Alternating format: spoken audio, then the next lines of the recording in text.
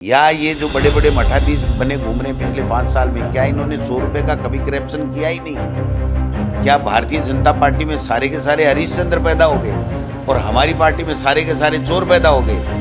तो ये सब जनता जान रही है और जनता इनको जवाब दे देगी। ये कह रही है कि आपने, बीजेपी ने वादा खिलाफी की। गजेंद्र सिंह जी कुल जल संसाधन मंत्री ये खुद कह रहे हैं कि राठौड़ साहब को आप इलेक्शन जिता के इनकी सरकार बना दो, हम 72,000 करोड़ रुपए दे देंगे। तो आप समझ सकते हो कि ये इलेक्शन के लिए काम करते हैं और इनके वादे पे विश्वास कौन करे? जब पहले देश का प्रधानमंत्री वादा कर गया उसको इन्होंने पूरा नहीं किया और जल संसाधन मंत्री यहाँ का होके नहीं किया, तो आप समझ सकते हो कि कोई इनमें, इनकी बातों में दम नहीं, इनके ऊपर विश्वास नहीं। कांग्रेस के नेता लगातार आरोप लगा रहे हैं कि चुनाव आया और राजस्थान में इनकम टैक्स, ईडी की कार्रवाई रेट ज्यादा होने लग गई। अब कल नोटिस मिला है गजेंद्र सिंह शेखावत को, अपने जो केंद्रीय मंत्री है, उसमें अब दोनों तरफ से ये तो बात बराबर जनता तक पूरी नीचे तक चली गई है कि जो केंद्रीय नेतृत्व है बीजेपी का, सरकार है, वो अपनी संवैधानिक संस्थाओं का, जिसमें ईडी, सीबीआई, इनकम टैक्स आती है, उनका दुरुपयोग कर रहे हैं। और दुरुपयोग का आप देख लिए, छत्तीसगढ़ में छापे पड़ रहे हैं, राजस्थान में पड़ रहे हैं, जहां भी पड़ रहे हैं। लेकिन एक बात बताइए, एक भी ऐसा नेता बता दो भारतीय जनता पार्टी का जिसके यहाँ छापा पड़ा हो। मान लो एक तरीके से डीओआईटी है, डीओआईटी में अंदर सेक्रेटरीट में पैसा मिला, वो जो काम है, वो जो फाइल है, वो जो टेंडर है, वो हमारी सरकार से पहले का भी है उसमें, तो क्या उनमें से किसी के गए ये? या ये जो बड़े बड़े मठाधीश बने घूम रहे हैं पिछले 5 साल में, क्या इन्होंने 100 रुपए का कभी करप्शन किया ही नहीं? क्या भारतीय जनता पार्टी में सारे के सारे हरिश्चंद्र पैदा हो गए और हमारी पार्टी में सारे के सारे चोर पैदा हो गए?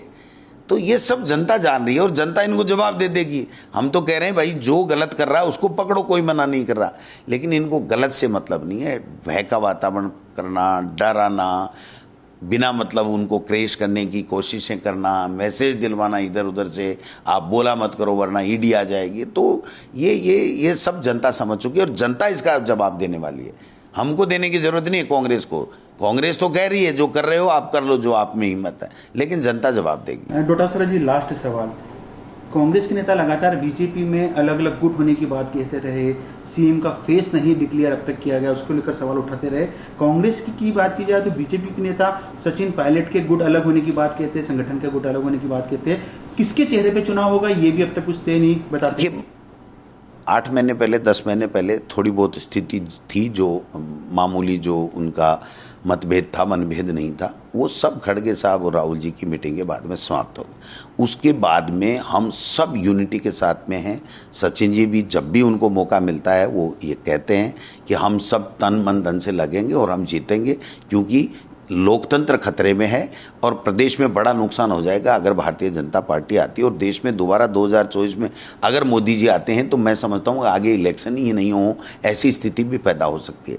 तो चाहे सचिन जी हों, चाहे सीपी जोशी हों, चाहे बावर जितेंद्र सिंह जी हों, चाहे मालवीय जी हों, चाहे अशोक गहलोत जी हों, चाहे गोविंद डोटासरा हो, चाहे पहले और कोई पूर्व अध्यक्ष हों, सीनियर लीडर हों, हम सब ए से लेके जेड तक सब कार्यकर्ता नेता एकजुट है, एक साथ दिखेंगे, एक साथ काम करेंगे और जीतेंगे। कितनी सीट का दावा है? बहुमत बहुत अच्छा आ रहा है। अब सीटें तो जब सारी टिकटें हो जाएं उसके बाद में जो एनालिसिस करने वाले करेंगे, आप लोग करेंगे, मीडिया करेगा, सर्वे वाले करेंगे, लेकिन हम तो ये कह रहे हैं कि अभी जो स्थिति बनी हुई है भारतीय जनता पार्टी की, जो मैं सुन रहा हूँ, मतलब वेरी शॉकिंग है बीजेपी के लिए कि जो 41 हैं उसमें से लोग कह रहे हैं 4 भी नहीं जीतेंगे। बीजेपी के लोग कह रहे हैं, गोविंद डोटासरा नहीं कह रहा है। गोविंद डोटासरा तो ये कह रहा है कि मेरे सामने, मान लो मुझे लक्ष्मणगढ़ से टिकट मिलता है तो जो 2009 के बाद में कभी पद पे नहीं रहा, जनता के बीच में नहीं रहा, उस व्यक्ति को उठा करके और उन्होंने वापस दिया है और उसने भी अपने सगे भाई की फतेहपुर से टिकट कटा के लिया। तो अभी वो जेजेपी से चुनाव लड़ रहे हैं, वो कह रहे हैं बड़े भाई साहब का, सुभाजी महरिया साहब का मेरे पे आशीर्वाद है। तो आप इनका किस पे किसका आशीर्वाद है और कौन किस दल से लड़ रहा है, किस दल से? इनकी कोई आइडियोलॉजी नहीं है, इनकी कोई विचारधारा नहीं। ये व्यापारी लोग हैं, ये राजनीति में सेवा करने के लिए नहीं आ रहे हैं, ये व्यापार करने के लिए। ऐसे के ऐसे सारे एमपीओ ने, जो एमपी इन्होंने उतारे हैं या जो बगावती जो लोग थे, निर्दलीय चुनाव लड़े थे, इनकी पार्टी के खिलाफ थे, उनको उतारा है। तो वो लोग बाग तो 5 साल इनकी बुराइयां करते रहे थे कि बीजेपी भ्रष्ट है, बीजेपी काम नहीं कर रही है। और जो सांसद थे वो यहाँ थे नहीं, फील्ड में थे नहीं। तो जब फील्ड में लोगों के पास में नहीं थे, लोगों के मदद के लिए नहीं थे, तो आज लोग उनके साथ कैसे हो जाएंगे? ये इनको गलतफहमी है कि मोदी और अमित शाह